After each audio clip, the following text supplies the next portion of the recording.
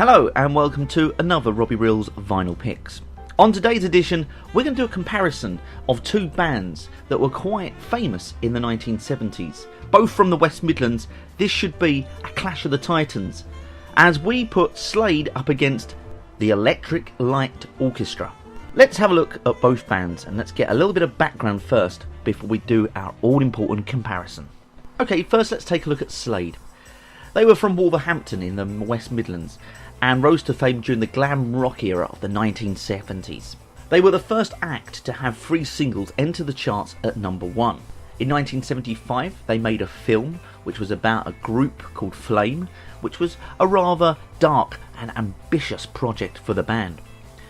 Following an unsuccessful move to the United States in the same year, Slade's popularity waned a little bit during the 80s and things were starting to get a little bit unknown for them. They occasionally had the odd hit here and there.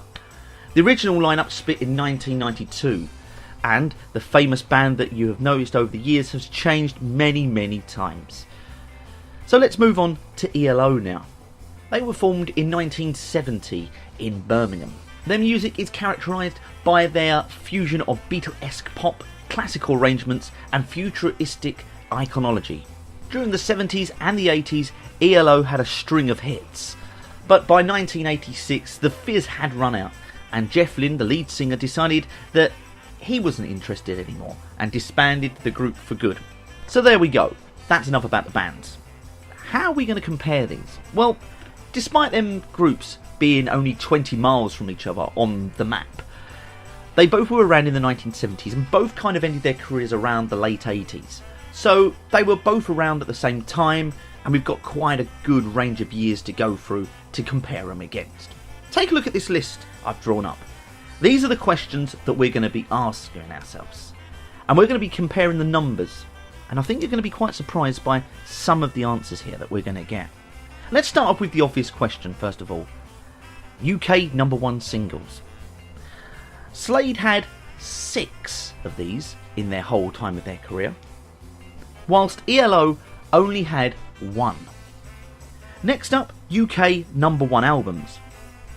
Well, surprisingly, Slade had 2. In ELO's career, they also had just 2. So let's have a look at UK top 10 hits. Now this is excluding the number 1 singles, just other songs that hit the top 10. Slade, surprisingly, had 10. Whilst ELO slightly outdone their rival here by having 15. So let's put this into a wider spread now by saying UK top 20 hits excluding the number 1s. Slade had 14. ELO had 18. So far, looking at that, it shows us that ELO are slightly ahead of their rival. So let's put another little interesting fact in this one, okay? Just singles alone, how many weeks did they spend in the top 40? Well, this is quite an interesting one. Slade had 218 weeks. ELO had only 203. Yet again, it's a close result. So, over in all, the amount of albums that each group had on our list here is that Slade had 13 albums in their run and ELO had 12.